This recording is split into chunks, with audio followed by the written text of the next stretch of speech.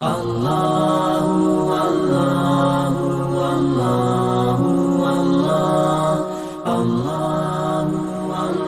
ناظرین، آج ہم تقدیر پر بات کریں گے، کیونکہ بہت سارے لوگوں کو اشکال ہوتا ہے، اعتراض ہوتا ہے کہ اللہ رب العزت نے جب لوح محفوظ میں ہم کیا کریں گے اس بات کو لکھ دیا، تو پھر ہمارے نیک اعمال کرنے یا بد اعمال کرنے سے فائدہ کیا ہے؟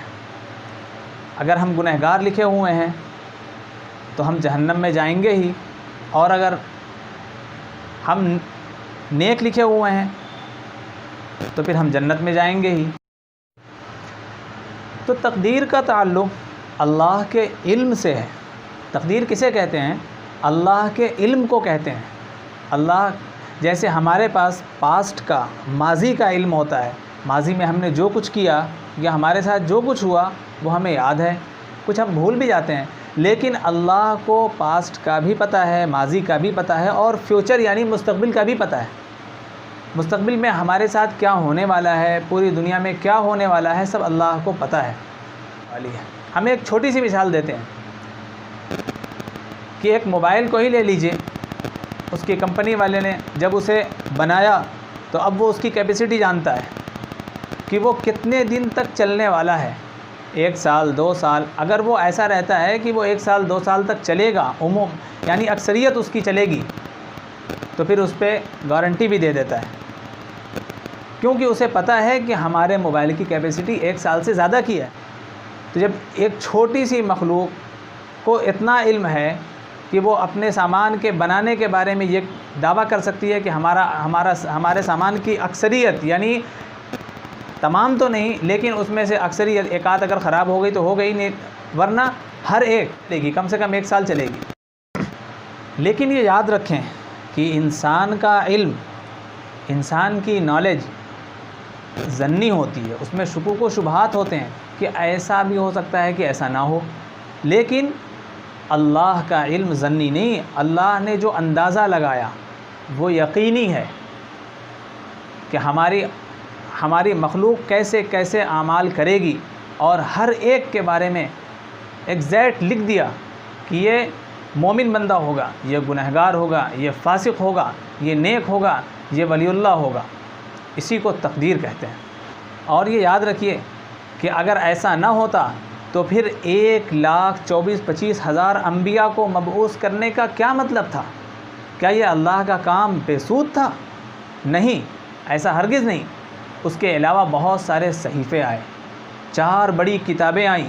کس لیے آئیں؟ سب وہ یاد کرانے کے لیے آئیں، وہ ایک ریمائنڈر تھی کہ جو تم نے عہد کیا تھا اللہ سے، عہد الست میں، الست بربکم، تو اس کو رب ماننے کے لیے وہ یاد دلانے آئی ہیں۔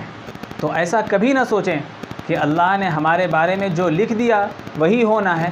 لکھنے کی وجہ سے ایسا نہیں ہو رہا، بلکہ آپ جو کریں گے وہ پہلے سے لکھا ہوا ہے کہ ایسا ہوگا۔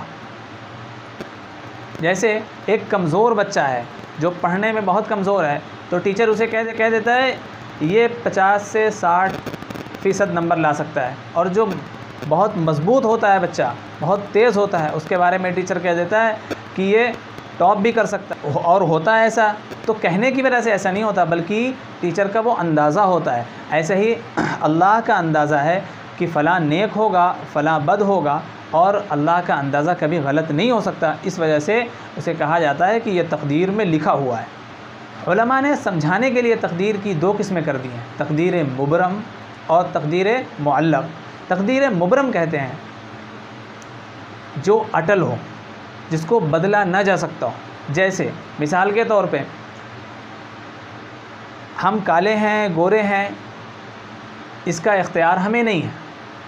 ہم کس قوم میں پیدا ہو رہے ہیں اس کا بھی اختیار ہمیں نہیں۔